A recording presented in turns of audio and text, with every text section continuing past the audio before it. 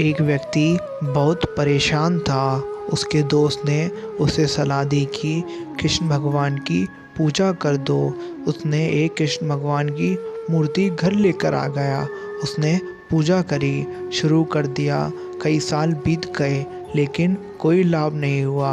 एक दूसरे मित्र ने कहा कि तू काली माँ की पूजा कर, जरूर तुम्हारे दुख दूर होंगे। अगले ही दिन वो एक काली माँ की मूर्ति घर ले आया। कृष्ण भगवान की मूर्ति के ऊपर बने एक टांड पर रख दी और काली माँ की मूर्ति मंदिर में रखकर पूजा कर शुरू कर दी। फिर उसके दिमाग में आया कि जो अगरबत्ती धूप बत्ती काली जी के लिए चलाऊंगा तो वो श्री कृष्ण भगवान भी सूंघेंगे। ऐसा करता हूँ कि श्री कृष्ण भगवान के मुंह पर कपड़ा बांध देता हूँ। जैसे ही वो ऊपर चढ़कर श्री कृष्ण के मुंह पर कपड़ा बांधने लगा, कृष्ण भगवान ने उसका हाथ पकड़ लिया और वो हैरान रह गया। फिर उसने भगवान से पूछा, इतने वर्षों से मैं पूजा कर रहा हूँ, तब तक तो आप आए नहीं, आप कैसे प्रकट हो गए?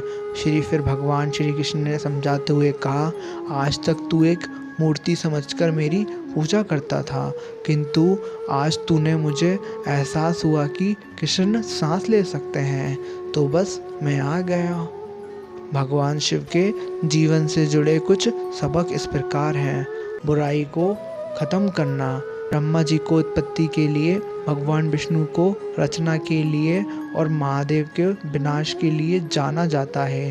भगवान शिव का यह रूप आपको डराने वाला लग सकता है, लेकिन किसी बुराई का खत्म होना बेहद ज़रूरी होता है और भगवान शिव इसी के लिए जाने जाते हैं। शांत रहकर स्वयं पर नियंत्रण रखना।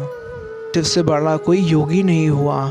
किसी परिस्थिति से स्वयं से दूर रखते हुए उस पर पकड़ रखना आसान नहीं होता। महादेव एक बार ध्यान में बैठ जाए तो दुनिया इधर से उधर हो सकती है, लेकिन उनका ध्यान कोई भंग नहीं कर सकता है।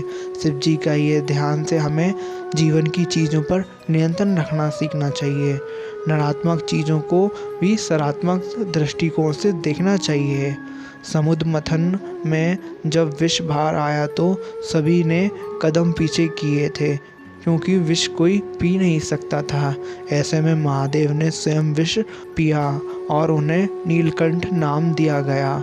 इस घटना से बहुत बड़ा सबक मिला कि हम भी जीवन में आने वाले सभी नकारात्मक चीज़ों को अपने अंदर रख लें, लेकिन उसका असर ना खुद पर हावी होने दें और ना ही दूसरों पर। जीवन साथी के प्रति सम्मान।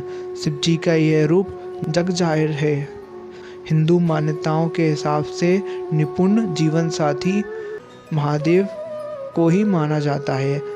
अगर माता पार्वती ने उन्हें मनाने के लिए सालों की तपस्या की है, तो दूसरी ओर शिव जी ने उन्हें अर्धांगिनी बनाया है। तभी तो 33 करोड़ देवताओं में अर्धनारीश्वर कहा जाता है। हर समय समान भाव रखना। जिन चीज़ों को अपना आसपास देख भी नहीं सकते हैं, उन चीज़ों को महादेव ने बड़ी आसानी से अपनाया है।